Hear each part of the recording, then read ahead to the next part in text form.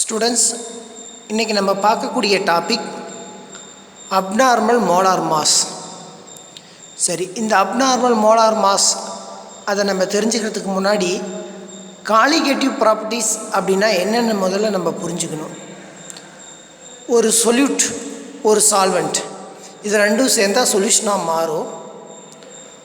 ஒரு சால்வெண்ட் இருக்குது அப்படின்னா அது பியூர் ஸ்டேட்டில் இருக்குது அப்படின்னும் போது அதனுடைய பிஹேவியர் அந்த சால்வெண்ட் மாலிகுல்ஸை பொறுத்து மட்டும்தான் இருக்கும். ஓகேங்களா? அது ideal behaviour for solvent molecules அப்படின்னு நம்ம சொல்கிறோம்.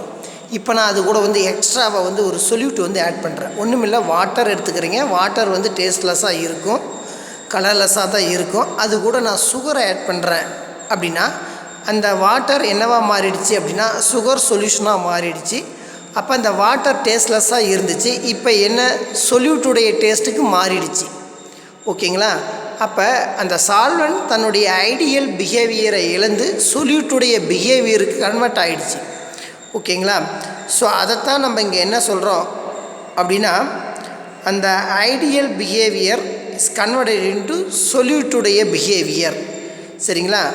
ஸோ அந்த சொல்யூட்டுடைய நம்பர் ஆஃப் பார்ட்டிகிள்ஸை பொறுத்து உங்களுக்கு டேஸ்ட் ஆனது இல்லை ஃபிசிக்கல் ப்ராப்பர்ட்டிஸ் ஆனது சேஞ்ச் ஆனது அப்படின்னா அந்த சொல்யூஷனுடைய ப்ராப்பர்ட்டிஸை தான் நம்ம என்ன சொல்லணும் அப்படின்னா காலிகேட்டிவ் ப்ராப்பர்ட்டிஸ். அப்போ இந்த காலிகேட்டிவ் ப்ராப்பர்ட்டிஸ் அப்படின்றது is depending upon the solute மாலிகுல்ஸுடைய நம்பர் ஆஃப் பார்ட்டிகல்ஸை பொறுத்து டிபெண்ட் ஆச்சு அப்படின்னா சால்வெண்ட் மாலிகுல்ஸுடைய பார்ட்டிகல்ஸை பற்றி டிபெண்ட் ஆகக்கூடாது. இது நல்லா நீங்கள் தெரிஞ்சுக்கணும். சொல்யூட்டுடைய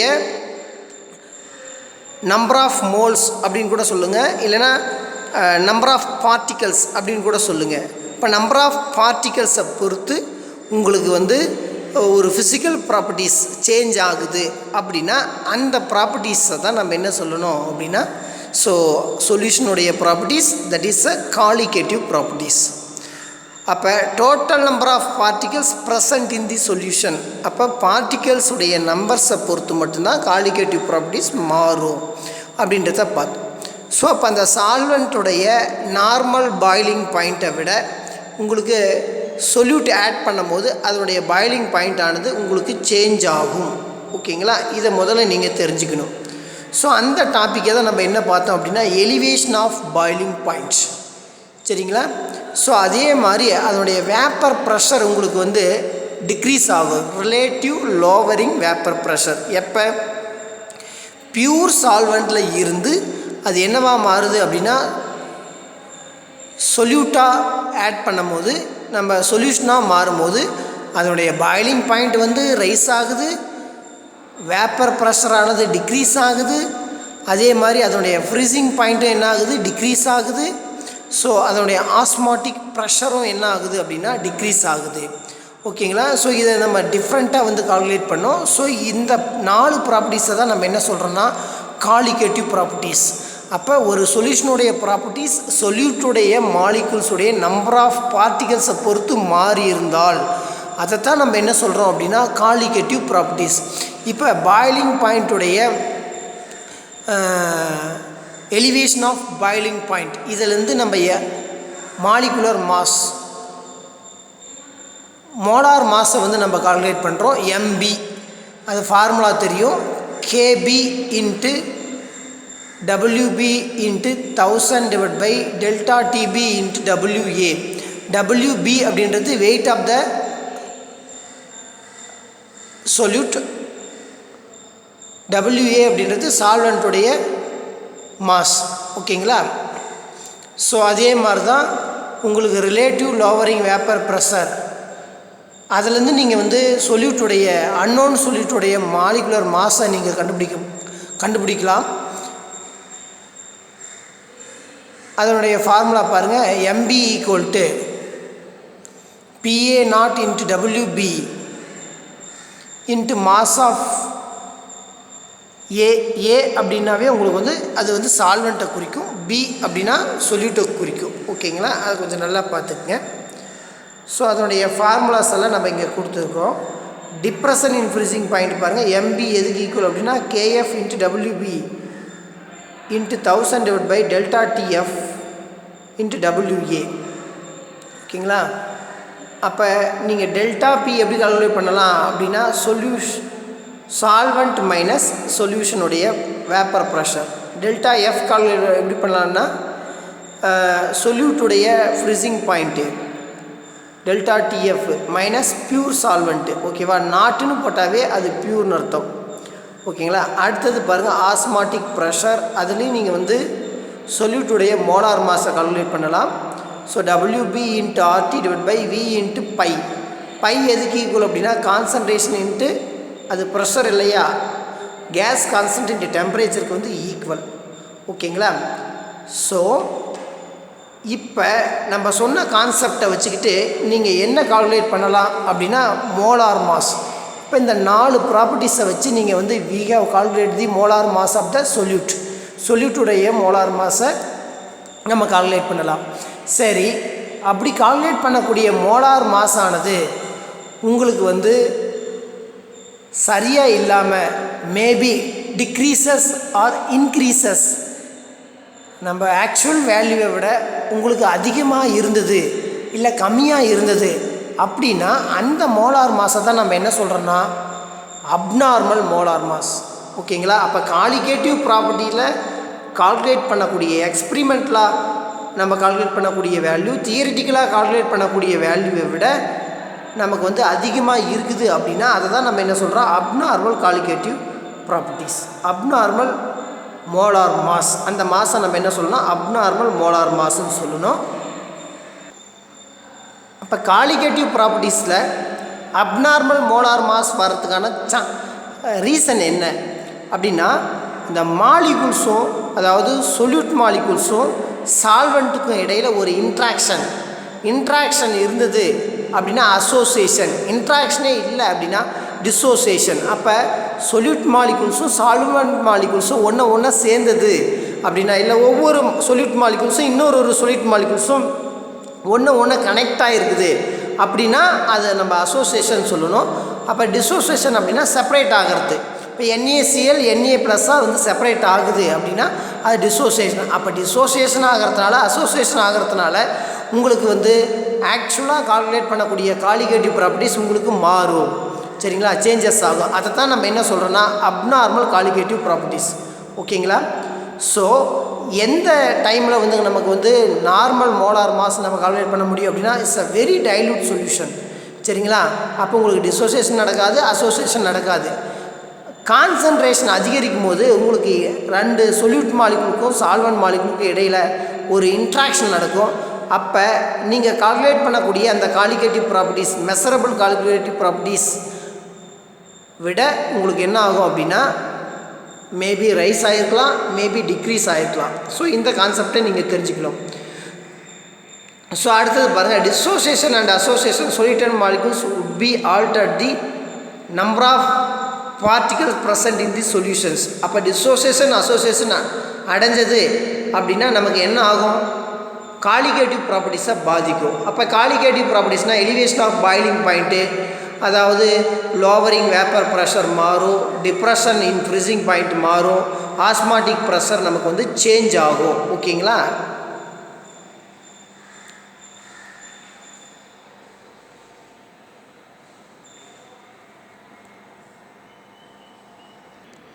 students, association of solute and dissociation of சொல்யூட்னால நமக்கு வந்து ஆக்சுவலாக காலிகேட்டிவ் ப்ராப்பர்ட்டிஸில் மோலார் மாஸ் நமக்கு வந்து சேஞ்ச் ஆகும் அப்படின்றத நம்ம பார்த்துட்டோம். ஒரு எக்ஸாம்பிள்ஸ் பார்ப்போம். அசோசியேட் அப்படின்னா 2 சொல்யூட் மாலிகுல்ஸும் ஒன்று கனெக்ட் ஆகிறது. இப்போ பாருங்கள் அசிட்டிக் ஆசிட் ஃபார்முலா CH3COOH. இந்த அசிட்டிக் ஆசிடுடைய மோலார் மாஸ் நமக்கு தெரியும். அதனுடைய மோலார் மாஸ் எப்படி கால்குலேட் பண்ணாங்கன்னா எத்தனை கார்பன் ஆட்டம் இருக்குது 2 இருக்குது, ஆக்சிஜன் ஓவரால் எவ்வளோ இருக்குது 2 இருக்குது, ஹைட்ரஜன் 4 இருக்குது. கார்பனுடைய மாஸ் என்ன 12, ஆக்சிஜனுடைய மாஸ் 16, ஹைட்ரஜனுடைய மாஸ் இது ரெண்டுத்தையும் மல்டிபிள் பண்ணி சம் பண்ணிங்கன்னா 60 கிராம். ஆனால் காலிகேட்டிவ் ப்ராப்பர்ட்டிஸில் நம்ம கால்குலேட் பண்ணும்போது அது எவ்வளோ வருது அப்படின்னா 120 கிராம் அப்படின்னு வருது. ஸோ அதுக்கு என்ன ரீசனாக இருக்கும் அப்படின்னா ஹையர் கான்சன்ட்ரேஷனில் 2 அசிட்டிக் ஆசிட் பாருங்கள், அசிட்டிக் ஆசிட்டை வந்து ஸ்ட்ரக்சரல் ஃபார்முலாவில் CH3COOH இப்படி எழுதலாம். அது மறுபடியும் ஹைட்ரஜனுக்கும் ஆக்சிஜனுக்கும் 2 டிஃப்ரெண்ட் எலக்ட்ரோ நெகட்டிவ் எலமெண்ட், ஒன்று ஹை எலக்ட்ரோ நெகட்டிவ் எலமெண்ட், இன்னொன்று லோ எலக்ட்ரோ நெகட்டிவிட்டி எலமெண்ட். ரெண்டும் பக்கத்தில் வரும்போது என்ன ஆகுது அப்படின்னா 2 மாலிகூல்ஸ்க்கு இடையில் ஒரு இன்டர் மாலிகுலர் ஹைட்ரஜன் பாண்டு வந்து ஃபார்ம் ஆகுது. ஸோ இது வந்து நமக்கு என்ன ஆகுது அப்படின்னா டீவியேட் ஃப்ரம் தி ரவுலட் லா. அப்போ இது வந்து இந்த சொல்யூஷனானது ஐடியல் பிஹேவியரை ரீச் பண்ணுறதில்ல அப்படின்னு ரவுலட் வந்து எக்ஸ்பிளைன் பண்ணுறாரு. ஸோ இது ரெண்டும் பாருங்கள் ஆப்போசிட் ஸ்ட்ரக்சரில் இருக்குது இல்லையா, சேம் மாலிகுல் தான், பட் ஆப்போசிட் ஸ்ட்ரக்சரில் இருக்குது பாருங்கள். அப்படியே ரெண்டும் தலைகளாக திருப்பி போட்ட மாதிரி இருக்குது பாருங்கள். இது ரெண்டும் ஒரே மாதிரியான மாலிகுல் ஃபார்முலா தான், பட் டிஃப்ரெண்ட் ஸ்ட்ரக்சர். தலைகளாக திருப்பி போட்டுக்குன்னா டைமர். ஓகேங்களா? ஸோ அப்போ காலிகேட்டிவ் ப்ராப்பர்ட்டிஸில் இந்த அசிட்டிக் ஆசிடுடைய மோலார் மாஸ் கால்குலேட் பண்ணும்போது 120 கிராம். அதுக்கு என்ன காரணம்னா ஹையர் கான்சன்ட்ரேஷனில் அசிட்டிக் ஆசிட் இஸ் அசோசியேஷன் நடக்குது அப்படின்றத இந்த காலிகேட்டிவ் ப்ராப்பர்ட்டிஸ் வந்து அப்நார்மல் காலிகேட்டிவ் ப்ராப்பர்ட்டிஸில் 120 கிராம் பர் மோல் இன்வெர்ஸ் நமக்கு வந்து காட்டுது. ஓகேங்களா? அதே மாதிரி பாருங்கள், ஒரு டிசோசியேஷனில் இப்போ 1 moles ஆஃப் NaCl சாலிடாக இருக்குது, அதை நீங்கள் தண்ணியில் கரைக்கிறீங்க. ஒரு Na ப்ளஸ் ஒரு Cl மைனஸாக ஃபார்ம் ஆகுது. ஒரு Na ப்ளஸ் ஒரு Cl மைனஸ் உடைய 1 mole அதனுடைய வெயிட் என்ன 58.4 கிராம். ஆனால் இங்கே என்ன நடக்குது அப்படின்னா 2 moles ஆஃப் NaCl டிசோசியேட் ஆகி 2 Na ப்ளஸ் 2 Cl மைனஸ்னு செப்பரேட் ஆகுது. அப்படியே அதனுடைய மோலார் மாஸ் நமக்கு என்ன ஆகிடுது அப்படின்னா 58.4. அதை நம்ம சம் பண்ணோம் அப்படின்னா 116.8 கிராம் வந்து உங்களுக்கு ஆகுது. அப்போ காலிகேட்டிவ் ப்ராப்பர்ட்டிஸ் என்ன ஆகுதுன்னா டபுள் ஆகுது. ஸோ இதுக்கு என்ன காரணம் அப்படின்னா டிசோசியேஷன் அண்ட் அசோசியேஷன். ஸோ இதைத்தான் நம்ம என்ன சொல்கிறோம் அப்படின்னா அப்நார்மல் காலிகேட்டிவ் ப்ராப்பர்ட்டிஸ். ஓகேவா ஸ்டூடெண்ட்ஸ்? இப்போ அப்நார்மல் காலிகேட்டிவ் ப்ராப்பர்ட்டிஸ் அப்படின்னா உங்களுக்கு ஒரு ஐடியா வந்ததா? ஸோ இந்த அப்நார்மல் காலிகேட்டிவ் ப்ராப்பர்ட்டிஸ் எவ்வளோ அப்நார்மல் ஆகிருக்குது அப்படின்றத வாண்ட் ஆஃப் அப்படின்ற ஒரு எக்ஸ்பிளைன் பண்ணுறாரு. அதுக்கு பேர் தான் வாண்ட் ஆஃப் ஃபேக்டர்ஸ். ஸோ இப்போ பாருங்கள் students, van't Hoff factors i, அதாவது normal actual molar mass, observed molar mass. அந்த மாலிகுலர் ஃபார்முலாவுடைய மோலார் மாஸ் என்ன, காலிகேட்டிவ் ப்ராப்பர்ட்டிஸ் மூலமா நம்ம ஐடென்டிஃபிகேஷன் பண்ண மோலார் மாஸ் என்ன, அதுதான் observed colligative properties divide by calculated colligative properties. So இதை எப்படி கால்குலேட் பண்ணலாம் அப்படின்னா டிசோசியேஷன் அண்ட் அசோசியேஷனாக இவர் வந்து ஆல்ஃபா அப்படின்னு ஒரு சிம்பிளில் கொடுக்குறாரு. இப்போ பாருங்கள், வாண்ட் ஆஃப் ஃபேக்டர்ஸ் வந்து அசிட்டிக் ஆசிட் சொல்யூஷனுடைய van't Hoff factors i value வந்து காட்டியிருக்கிறாங்க. இன் பென்சினில் அசிட்டிக் ஆசிடை பென்சினில் டிசோசியேஷன் பென்சினில் நீங்கள் வந்து டிசால்வ் பண்ணிங்க அப்படின்னா 0.5 ஐ வேல்யூ கிடைக்குது. சரிங்களா? அதே NaCl வாட்டரில் டிசால்வ் பண்ணிங்க அப்படின்னா 2 times கிடைக்குது. அதனால தான் நம்ம அங்கே வந்து 2 moles ஆஃப் NaCl கிடைச்சிருக்குது அப்படின்றத நம்ம அங்கே பார்த்தோம். அப்போ ஆல்ஃபாவை வந்து கால்குலேட் பண்ணுறாரு. Alpha is equal to 1 - I divide by n - 1. ஓகேங்களா? இதில் n அப்படின்றது என்னது, number of ions dissociation or association. ஒரு மாலிகுலர் ஃபார்முலா வந்து எவ்வளோ அயான்ஸ் ஆனது வெளியே போகுது, சரிங்களா, இல்லை எவ்வளோ அயான்ஸ் ஆனது கனெக்ட் ஆகிருக்குது, இதை தான் நம்ம என்ன சொல்கிறோன்னா ஆல்ஃபா. சரிங்களா? ஸோ இப்போ இந்த ஐ வேல்யூ அப்படின்றது நமக்கு ஐ வேல்யூன்றது வாண்ட் ஆஃப் ஃபேக்டர்ஸ். இப்போ இந்த ஐ வந்து நம்ம கால்குலேட் பண்ணலாம். ஸோ ஐ வேல்யூ வந்து ஈக்குவல் டு 1 இருக்குது அப்படின்னா for the solute does not associated or dissociated. அப்போ கண்டிப்பாக அப்சார்ப்டு மோலார் மாஸும் உங்களுக்கு நார்மல் இல்லைனா ஆக்சுவல் மோலார் மாஸும் உங்களுக்கு எப்படி இருக்கும் அப்படின்னா ஈக்குவலண்ட்டாக இருக்கும். இதை நீங்கள் தெரிஞ்சுக்கணும். ஐ வேல்யூ 1 விட கம்மியாக இருக்குது, லெஸ் தென் தட் ஆஃப் 1 அப்படின்னு எடுத்துக்கிங்களேன். அப்போ the solute associated to form high ஆலிகோமர்ஸ்.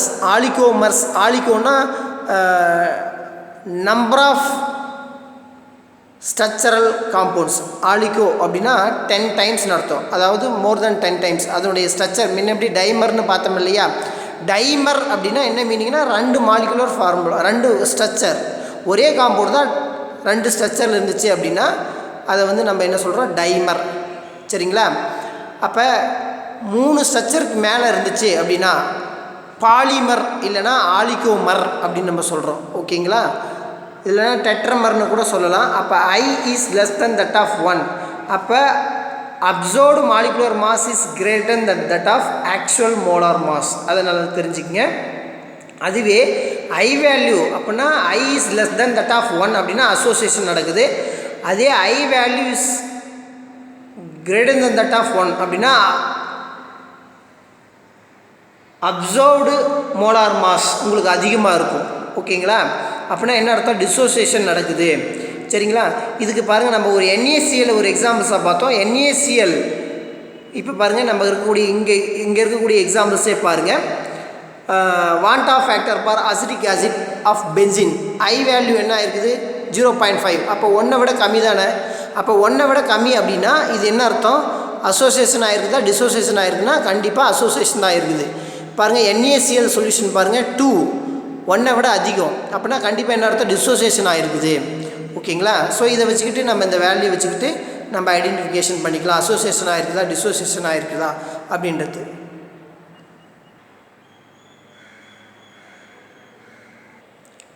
Students, இதை பேஸ் பண்ணி ஒரு சம் பாருங்கள்.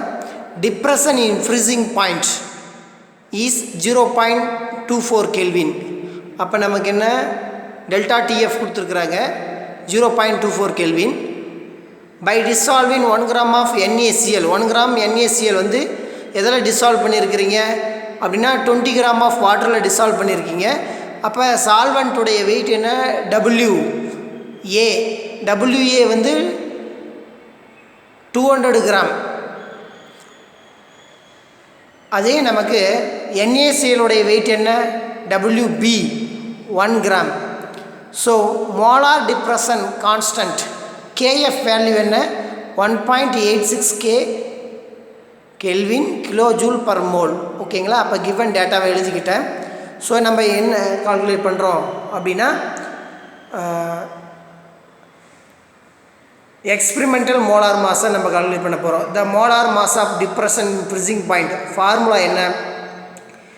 KF into WB into 1000 divided by delta TF into WA. இப்போ KF வேல்யூ என்ன? 1.86. 1000 வந்து நம்ம கிராமில் எடுத்துக்கிறோம். அது ஃபார்முலாவில் வர்றது தான், அப்படியே இறக்குங்க. 1 அப்படின்றது மாஸ் ஆஃப் த NaCl என்ன? 1. TF என்ன? 0. டெல்டா TF என்ன? 0.24. மாஸ் ஆஃப் சால்வெண்ட் என்ன? 200. ரெண்டுத்தையும் கேன்சல் பண்ணிங்கன்னா 5 times 5 into 1.86 divided by 0.24 equal to 9.3 divided by 0.24. இப்போ நமக்கு என்ன வேல்யூ கிடைக்குது? 38.75 கிராம் பர் மோல். இப்போ மோலார் மாஸை வந்து நம்ம எக்ஸ்பெரிமெண்ட்லாம் கால்குலேட் பண்ணுறோம். சரி, இப்போ பாருங்கள், தியரிட்டிக்கலாக நம்ம என்ன கால்குலேட் பண்ணுறோம் அப்படின்னா தியரிட்டிக்கலாக NaCl உடைய மோலார் மாஸ் Na + Cl - ரெண்டுத்தையும் அதனுடைய மாலிகுலர் மாஸை ஆட் பண்ணி 58.5 கிராம் பர் மோல் வரும். இப்போ நீங்கள் molar mass experimental molar mass calculate பண்ணிங்க இல்லையா? 38.5. இது ரெண்டுத்தையும் கேன்சல் பண்ணிங்கன்னா 1.5 வேல்யூ வரும். அப்போ I வேல்யூ என்ன ஆகிடுச்சு? 1.5 வந்திருக்குது. அப்போ I வேல்யூ ஈக்குவல் டு 1 அப்படின்னா டிசோசியேஷன் ஆகிருக்காது, அசோசியேஷன் ஆகிருக்காது. கிரேட்டர் தென் 1 அப்படின்னா என்ன அர்த்தம்? லெஸ் தென் 1 அப்படின்னா நமக்கு அசோசியேஷன் ஆகிருக்குது. கிரேட்டர் தென் 1 அப்படின்னா என்ன அர்த்தம்? டிசோசியேஷன் ஆகிருக்குது. அப்போ NaCl என்ன ஆகிருக்கு அப்படின்னா 1.5 விட நமக்கு வந்து 1 விட 1.5 இஸ் கிரேட்டர் தென். ஓகேங்களா? அப்போ கட்டாயம் என்ன ஆகிருக்குது? இது வந்து உங்களுக்கு டிசோசியேஷன் ஆகிருக்கு. ஓகேங்களா? அப்போ NaCl வந்து டிசோசியேஷன் ஆகிருக்குது. ஆனால் எவ்வளோ மோல்ஸ் டிசோசியேஷன் ஆகிருக்குது அப்படின்னா 2 moles டிசோசியேஷன் ஆகிருக்குது. ஓகேங்களா? நமக்கு கிடைச்ச மாசு 38.5. ஆனால் ஆக்சுவல் மாஸ் எவ்வளோ இருக்குன்னா 58.5. அப்போ இதை நம்ம என்ன சொல்லலாம்? ஒரு அப்நார்மல் மோலார் மாஸ்ன்னு சொல்லலாமா? எஸ், சொல்லலாம். ஸ்டூடெண்ட்ஸ், இதுக்கு முன்னாடி நம்ம ஆஸ்மாசிஸ் அப்படின்னா நம்ம என்னென்னு பார்த்துருக்குறோம். ஹையர் கான்சன்ட்ரேஷன்லேருந்து சொல்யூஷனானது லோயர் கான்சன்ட்ரேஷனுக்கு நமக்கு மூவ் ஆகுது அப்படின்னு வச்சுக்கங்களேன். அதை தான் நம்ம என்ன சொல்கிறோம்? ஆஸ்மாசிஸ். ஸோ அப்படி மூவ் ஆகும்போது அந்த சொல்யூஷனானது இந்த லெவலை தாண்டி போகக்கூடாது அப்படின்னு ஸ்டாப் பண்ணக்கூடிய அந்த ப்ரெஷரை தான் நம்ம என்ன சொல்கிறோம் அப்படின்னா ஆஸ்மாட்டிக் ப்ரெஷர். ஸோ இப்போ பாருங்கள், இந்த சொல்யூஷன் இருக்குது. இப்போ சொல்யூஷன் வந்து ஹையர் கான்சன்ட்ரேஷன், இங்கே சால்வெண்ட்டுடைய கான்சன்ட்ரேஷன் அதிகமாக இருக்குது, இங்கே சால்வெண்ட்டுடைய கான்சன்ட்ரேஷன் கம்மியாக இருக்குது. இப்போ சொல்யூஷன் என்ன ஆகுது, இங்கேருந்து இங்கே மூவ் ஆகுதுன்னு வச்சுக்கங்களேன். ஸோ அப்போ சொல்யூஷன் இங்கே மூவ் ஆகும்போது இங்கே லெவலானது டிக்ரீஸ் ஆகிட்டு வரும். ஸோ அப்போ இந்த சைடு வந்து என்ன ஆகுது, லெவலானது இன்க்ரீஸ் ஆகுது. அப்போ ஹையர் கான்சன்ட்ரேஷன் சொல்யூஷனானது லோவர் கான்சன்ட்ரேஷனுக்கு மூவ் ஆகுது. ஓகேங்களா? ஸோ இங்கே பாரு, அப்போ இந்த இடத்துல எடுத்துக்கிட்டிங்கன்னா நம்ம என்ன வச்சுருக்குறாங்கன்னா ஒரு பியூர் சால்வெண்ட்டு, இந்த சைடில் சொல்யூட் ப்ளஸ் சால்வெண்ட் மிக்ஸ் பண்ணியிருக்கிறாங்க. அப்போ இங்கே சால்வெண்ட்டுடைய பர்சன்டேஜ் உங்களுக்கு அதிகமாக இருக்குது, அதாவது நம்பர் ஆஃப் பார்ட்டிகல்ஸ் இங்கே அதிகம். அதனால தான் இங்கே நான் ஹையர் கான்சன்ட்ரேஷன் சொல்கிறேன். ஆனால் இந்த இடத்துல சால்வெண்ட்டுடைய பர்சன்டேஜ் உங்களுக்கு கம்மி, அதனால் உங்களுக்கு லோயர் கான்சன்ட்ரேஷன் சொல்கிறேன். ஓகேங்களா? ஸோ இந்த இடத்துல பாருங்கள், ஒரு பிஸ்டன் வச்சுருக்குறாங்க. சொல்யூஷனானது இதுக்கு மேலே நகராமல் எந்த அளவுக்கு நகராமல் இருக்கிறதுக்கு எந்த அளவுக்கு ப்ரெஷர் கொடுக்குறீங்களோ அதுதான் நம்ம என்ன சொல்கிறோம், ஆஸ்மாட்டிக் ப்ரெஷர். ஓகேங்களா? ஸோ அப்போ இந்த ஆஸ்மாட்டிக் ப்ரெஷர் அப்படின்றதுக்கு நம்ம என்ன ஒரு definition கொடுக்கலான்னா, the pressure that must be applied to the solution to top in flux of the solvent, அதாவது through semimembranes or membranes is called as a osmotic pressure. அந்த சொல்யூஷனானது இதுக்கு மேலே நகராமல் இருக்கிறதுக்கு நம்ம கொடுக்கக்கூடிய ப்ரெஷரை தான் நம்ம என்ன சொல்கிறோம், ஆஸ்மாட்டிக் ப்ரெஷர் அப்படின்றோம். ஸோ அப்போ ஹையர் கான்சன்ட்ரேஷனானது சொல்யூஷன் வந்து மூவ் பண்ணாமல் லோயர் கான்சன்ட்ரேஷன்லேருந்து மூவ் பண்ணுது அப்படின்னா அதை தான் நம்ம என்ன சொல்கிறோன்னா ரிவர்ஸ் ஆஸ்மாசிஸ். அப்போ பாருங்கள், இந்த சைடில் நமக்கு என்ன எடுக்குது, சால்வெண்ட்டுடைய நம்பர் ஆஃப் பார்ட்டிகல்ஸ் அதிகமாக இருக்குது, இங்கே வந்து சொல்யூட் ப்ளஸ் சால்வெண்ட் இருக்குது. அப்போ இங்கே லோயர் கான்சன்ட்ரேஷனு. ஓகேங்களா? அப்போ ஹையர் கான்சன்ட்ரேஷன்லேருந்து சொல்யூஷன் லோயர் கான்சன்ட்ரேஷனுக்கு மூவ் ஆகி லெவலானது இன்க்ரீஸ் ஆகிருக்குது. இப்போ இந்த லெவல் இன்க்ரீஸ் ஆகிருக்குது. இந்த லெவலை நான் டிக்ரீஸ் பண்ணுறதுக்கு என்ன பண்ணுறேன் அப்படின்னா, அப்போ இங்கே இருக்கக்கூடிய சொல்யூட் பார்ட்டிகல்ஸ் இந்த சைடு மூவ் பண்ணுறதுக்கு இங்கே இந்த பிஸ்டனை போட்டு அழுத்துறேன். ஓகேங்களா? இந்த டயக்ராமில் காட்டியிருப்பாங்க பாரு, இந்த பிஸ்டனை போட்டு ஒரு ப்ரெஷர் கொடுத்து அழுத்துறேன். அப்படி அழுத்தும் போது என்ன ஆகுதுன்னா, இங்கே இருக்கக்கூடிய சொல்யூஷன் மூவ் ஆகி, ஐ மீன் ரைட் சைடில் இருக்கக்கூடிய சொல்யூஷன் மூவ் ஆகி லெஃப்ட் சைடுக்கு போயிடுது. ஓகேங்களா? அப்போ இதைத்தான் நம்ம என்ன சொல்கிறோம் அப்படின்னா, அப்போ சொல்யூஷனானது ஹையர் கான்சன்ட்ரேஷன்லேருந்து லோயருக்கு மூவ் ஆச்சு அப்படின்னா நம்ம என்ன சொல்கிறோம், ஆஸ்மாசிஸ்.